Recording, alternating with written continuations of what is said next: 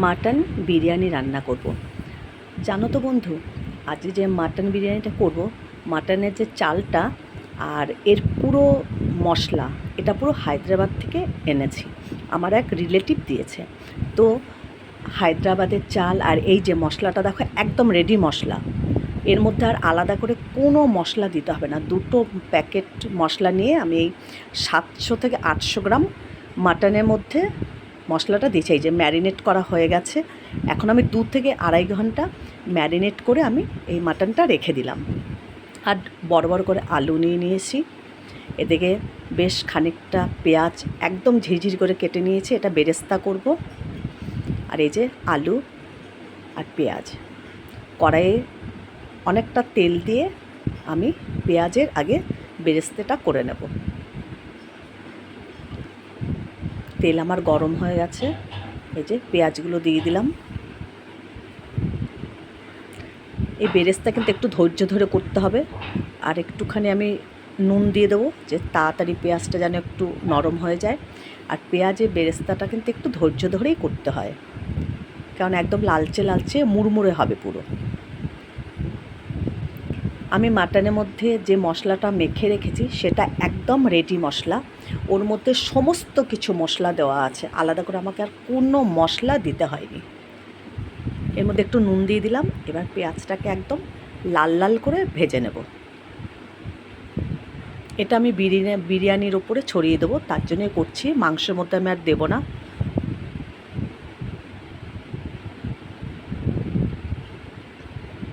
যে ধৈর্য ধরে অনেকটা মজে এসেছে।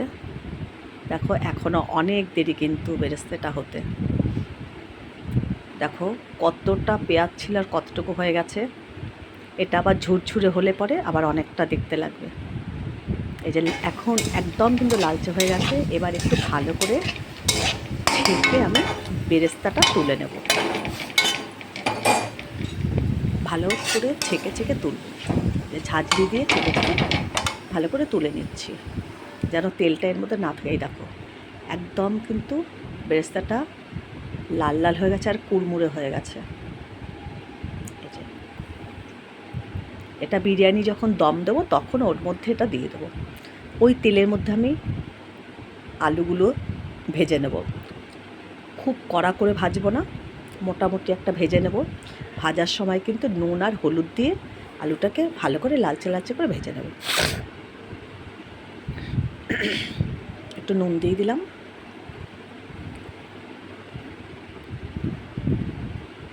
আর এর মধ্যে একটু হলুদ দিয়ে দিয়েছি।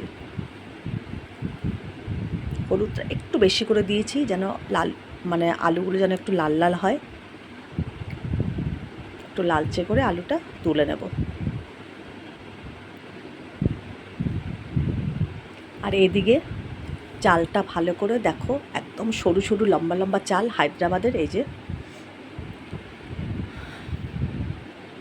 চালটাকে আমি ভালো করে 3-4 বার ধুয়ে নেব। খুব জোরে জোরে কিন্তু কষলে কষলে ধোবে না চাল, হালকা হাতে 3-4 বার চালটাকে আমি ধুয়ে নেব। এই যে ভালো করে ধোয়া হয়ে গেছে, একদম পরিষ্কার জল দেখা যাচ্ছে। এবার আমি এটাকে প্রায় 40 মিনিট ভিজিয়ে রাখবো।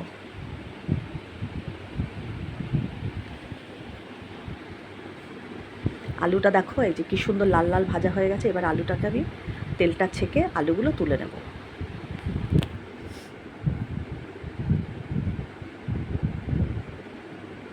আলুটাও সুন্দর দেখতে লাগছে, ভাজাটা খুব সুন্দর হলদে হলদে হয়েছে, ভালো। এবারে এটাকে আমি তুলে নেব। এই যে তুলে নিলাম।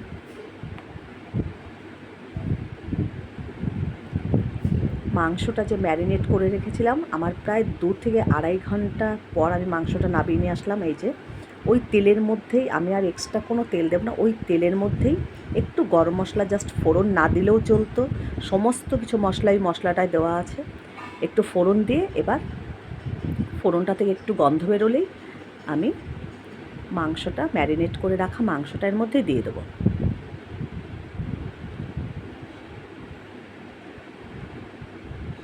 রেডি করা মশলা দিয়ে মেখে রেখেছি তো, মাংস ভালো করে কষলে কষলে মেখেছি। আর বেশিক্ষণ হতেও কিন্তু আমার সময় লাগবে না। আমি প্রেশার কুকারে দেবো না মাংস, কড়াইতেই করব।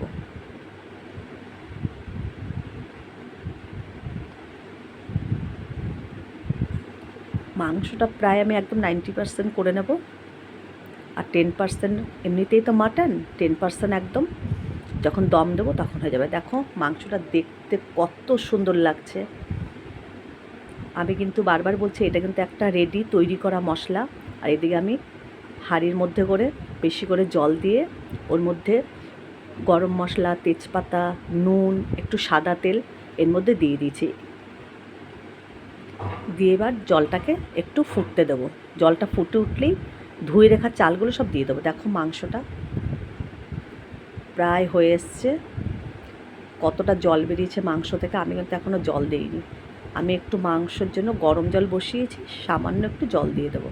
আর দেখো এই যে আমার জলটা এখানে ফুটে উঠেছে, এবার চালগুলোর মধ্যে দিয়ে দেবো। জল ফুটে উঠলে চালগুলো দিয়ে বেশিক্ষণ আর সময় লাগবে না, খুব তাড়াতাড়ি হয়ে যাবে। আমি 70 থেকে 80% ভাতটা করে নেব। চালটা দিয়ে ঢেকে দিয়ে রেখে দেবো। এখানে দেখো মাংসটা প্রায় হয়ে এসেছে। এর মধ্যে এবার একটু আমি গরম জল দিয়ে দেবো। গরম জল দিয়ে আরেকটু ফুটিয়ে তারপর ভেজে রাখা আলুগুলো এর মধ্যে দেবো, কারণ আরেকটু ঝোল দরকার আছে এর মধ্যে। এবার আলুগুলো আমি একে একে করে দিয়ে দিচ্ছি। একটুখানি গরম জল দিয়েছি এর মধ্যে। এই যে এবার নেড়ে চেড়ে আবার ঢেকে রেখে দেবো। মাংসটা কিন্তু পুরো আমি ঢেকে ঢেকেই করছি। ঢেকে ঢেকে করলে মাংসটা খুব তাড়াতাড়িও হয়ে যাবে, আমার কুকারেও দিতে হবে না। আমি কুকারে কিন্তু মাংস দিইনি। এই যে দেখো চালটা ফুটে উঠেছে। দেখো দেওয়ার সঙ্গে সঙ্গে একটু পরেই ঢাকটা খুলে দেখছি কতটা লম্বা হয়ে গেছে। আর একটু হলেই ভাতটা আমি নামিয়ে দেবো। আবার ঢেকে দিয়ে দিলাম। আর এদিকে একটা বাটি করে আমি 1 কাপের মতন দুধ দিয়েছি। 1 কাপের মতন দুধ নিয়ে একটু ওর মধ্যে কেশর দিয়ে, একটু ফুড কালার, একটু গোলাপ জল, মিঠে আতর, 1 ফোঁটা, সব মশলার মধ্যে আমার দেওয়া ছিল বলে আমি সব কিছু অল্প অল্প দিয়ে একটা রেডি করে রেখেছি দুধটা। এই যে ভাতটা দেখো গেলে নিয়েছি আমি, মার গালা হয়ে গেছে, একদম ঝুরঝুরে ভাত। এই যে মাংস আমার একদম রেডি হয়ে গেছে। এবার মাংসটাও আমি নামিয়ে নেবো। দেখো মাংসের মধ্যে একটু চর্বি দিয়ে দিয়েছিল, সেই চর্বিটাও কিন্তু এর মধ্যে দিয়ে দিয়েছি।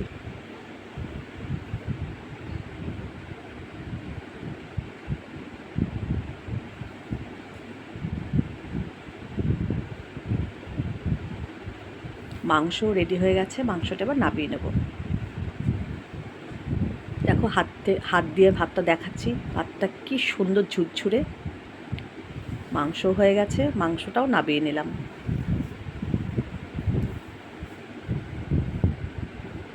এবার আমি গ্যাসটা জ্বালিয়ে নেব।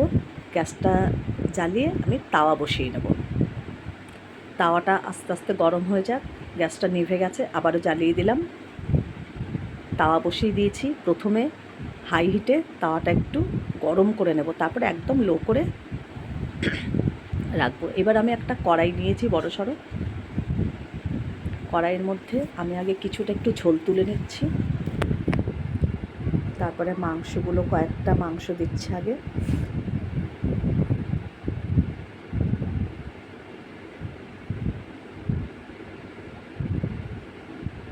এর মধ্যে এবার আস্তে আস্তে করে হাতা দিয়ে আলতো করে করে এর মধ্যে ভাতগুলোকে চতুর্দিকে ছড়িয়ে দেবো। একটু ঝোলটা দিয়ে নিয়েছি, কারণ এটা দমে দেবো তো, ওই ঝোলটার সাহায্যেই দমে পুরো ভাতটাও কিন্তু একদম সব কিছু ঠিকঠাক মতন হয়ে যাবে।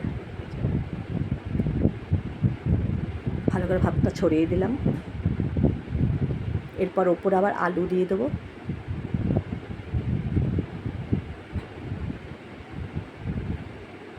মাংসও দিচ্ছি আবার সাইডে, আবারও আলু দিচ্ছি, আবার এর উপর দিয়ে ভাত দিয়ে দেবো, আবার পরের স্টেপে আবার মাংস দেবো। এর ওপর দিয়ে এবার আমি এর ওপরে বেরেস্তা দিয়ে দিচ্ছি।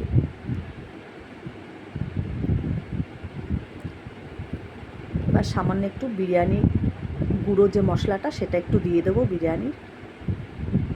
আর এর ওপর দিয়ে যে দুধে মিশিয়ে কেশর ভিজিয়ে রেখেছি সেটা দিয়ে দিলাম একটু, আর 2 চামচ ওপর দিয়ে ঘি দিয়ে দেবো। 2 চামচ ঘি দিয়ে দিলাম। আবারও এর উপর দিয়ে এখন অনেকটা জায়গা বাকি আছে কড়াইয়ের মধ্যে, এখন উপর দিয়ে আবার ভাত দিয়ে দিলাম আমি। আবারও ভাত দিয়ে আবার এই যে দেখো, এই যে ঝোলের যে ওপরের যে লাল লাল তেলটা ছিল, তেলের যে তেলটা, ঝোলের যে তেলটা, সেটাও আবার দিয়ে দিলাম। দিয়ে ওর ওপর থেকে আবারও আমি ভাত দিয়ে দিচ্ছি বেশি করে একটু। আবার ওপর দিয়ে মাংসটা সাজিয়ে নেব। দেখো মাংসগুলো তুলে তুলে আবারও দিয়ে দিচ্ছি। আমার এখানে কিন্তু 800 গ্রাম মাংস আছে, আর 1 কেজির মতন, 1 কেজির একটু কম আছে চাল। দেখো চর্বিগুলোও দিয়ে দিলাম এর মধ্যে, টুকরো টুকরো চর্বিও ছিল। ব্যাস, এর ওপর দিয়ে আবারও আমি বেরেস্তাগুলো দিয়ে দেবো এর ওপরে, ভালো করে চতুর্দিকে ছড়িয়ে দিলাম। আবার একটু ওপর দিয়ে ভাত দিয়ে দিচ্ছি, ভালো করে ভাতটা দিয়ে দিলাম।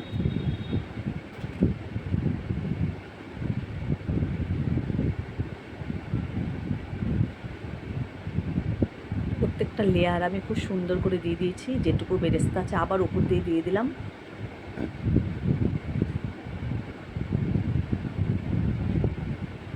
আবার ওর মধ্যে সেই কেশর ভেজানো জলটা আবার দিয়ে দিলাম, দুধটা, সরি জল নয়, কেশর ভেজানো দুধটা দিয়ে দিলাম। আর ওই যে ঝোলের যে তেলটা লাল লাল ওটাও দিয়ে দিলাম।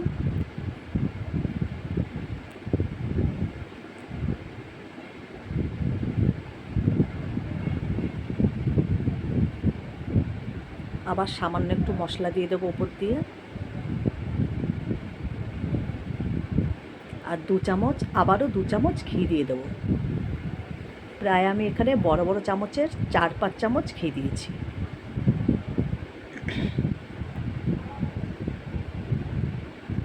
ব্যাস, সব কিছু সাজানো হয়ে গেল আমার। এবার আমি এটাকে ভালো করে ঢেকে দেব। উপরে দেখো আরেকটু ভাত আমি ছড়িয়ে দিচ্ছি।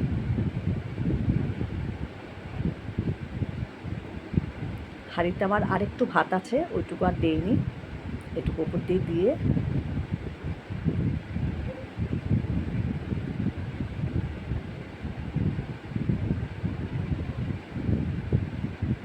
এবার এই যে ঢাকনাটা দিয়ে আটকেছি, এর মধ্যে একটা কাগজ সুন্দর করে চেপে ঢুকিয়ে দিয়েছি।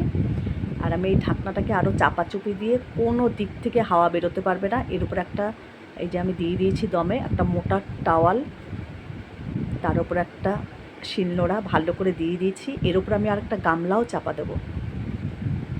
কোনো দিক দিয়ে কিন্তু আমার হাওয়া বেরোতে পারছে না, খুব ভালো করে আটকিয়ে দিয়েছি। আমি ওই আটা টাটা গুলে ওরকম লাগালাম না, এইভাবেই দিলাম, কোনোখান থেকে ফাঁকা নেই, একদম চাপা। ব্যাস দেখো, খুব ভালো করে আমার দম হয়ে গেছে, খুব সুন্দর হয়েছে। দেখো দেখো পুরো ঝুরঝুরে। আমি কিন্তু গ্যাসটা অফ করে দিয়েছি অনেকক্ষণ আগেই, পুরো ঝুরঝুরে হয়ে গেছে। এই যে দেখো চালটা কিন্তু একটা চালও আমার ভাঙেনি, পুরো ঝুরঝুরে। বিরিয়ানি কিন্তু একদম রেডি। প্রায় আমার 40 থেকে 45 মিনিট দমে ছিল। এই দেখো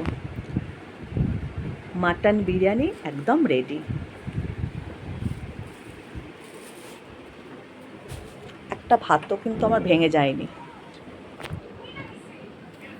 এই দেখো কত সুন্দর লাগছে দেখতে।